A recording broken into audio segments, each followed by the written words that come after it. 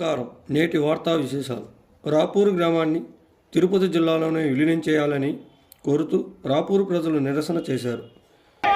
రాపూరు ప్రాంతాన్ని తిరుపతి జిల్లాలో విలీనం చేయడం ద్వారా అనేక అభివృద్ధి కార్యక్రమాలు చేపట్టవచ్చు. దానితో అనేక పరిశ్రమలు మరియు వైద్యం, విద్య, ఉపాధి పొందవచ్చు అని రాపూరు ప్రాంత ప్రజలు అభిప్రాయాన్ని తెలిపారు.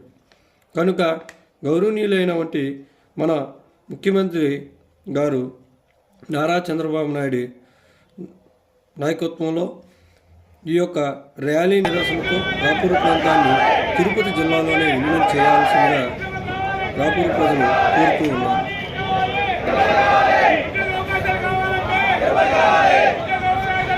ఎటు చూసినా మాకు అభివృద్ధి ఉండడానికి ఆస్కారం తిరుపతిలో ఉంది తప్పితే నెల్లూరులో మాకు లేదు. తిరుపతిలో ఇప్పుడు మాకు దుగ్గరాజపట్నం వస్తే చుట్టుపక్కల ఎక్కడ పొలాలు లేవు. మా రాపూరు మండలంలో తప్ప. మా రాపూరు మండలం డ్యామ్ ఉంది, హైవే ఉంది, ఎలక్ట్రిసిటీ ఉంది, ప్లస్ రైల్వే లైన్ ఉంది. దీనివల్ల మాకు పరిశ్రమలు రావాలంటే పుష్కలంగా మాకు తిరుపతి అయితేనే మాకు పరిశ్రమలు వస్తాయి. లేని పరిస్థితుల్లో మాకు పరిశ్రమలు రావు. ఎందుకంటే నెల్లూరు జిల్లాలో ఎన్నో వేల ఎకరాలు ఖాళీగా ఉన్నాయి. వాళ్ళ కాదని, వాళ్ళ హైవే దగ్గర కాదని మాకైతే రావు. ఇంకోటి, విద్యార్థుల భవిష్యత్తు కోసం యూనివర్సిటీలు మాకు తిరుపతిలో తప్ప ఎక్కడా లేవు. దానికోసంగా మాకు లోకల్ అవుతాం.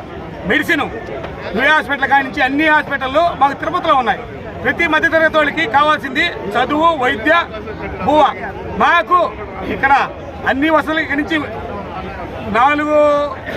నాలుగు బస్సులు ఉదయం, 4 బస్సులు సాయంత్రం పోయేసి తిరుపతిలో పోయేసి 3 షిఫ్ట్లు పోయేసి కనీసం 300 మంది నుంచి 500 మంది దాకా జీవనోపాధి పొందుతున్నాం.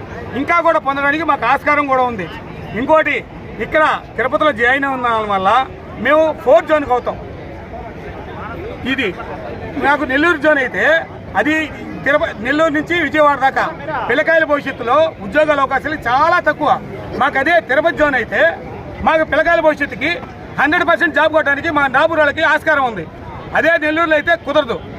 ఇంకోటి ఏంటంటే ఇక్కడి నుంచి తిరుపతి దాకా మాకు అన్ని అవకాశాలకి బతుకు తెరువు కోసం, అన్నిటికీ సౌకర్యాల కోసం మా చంద్రబాబు నాయుడు గారు దృష్టిలో పెట్టుకొని మమ్మల్ని తిరుపతిలో కలుపుతున్నారు. మేము దీనికి అన్ని ఊర్ల వాళ్ళు, అన్ని పంచాయతీల వాళ్ళు అందరూ అంగీకారం తెలుపుతున్నాం కూడా.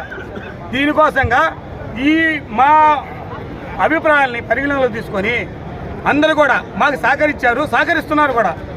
కొందరి స్వార్థం కోసం మమ్మల్ని బలిపశువులు చేయొద్దని మేము వేడుకుంటున్నాము. ఇలాంటి మరిన్ని విషయాల కొరకు మన Pavan Mahesh comedy for you YouTube ఛానల్ని ఫాలో అవ్వండి, సబ్స్క్రైబ్ చేసుకోండి.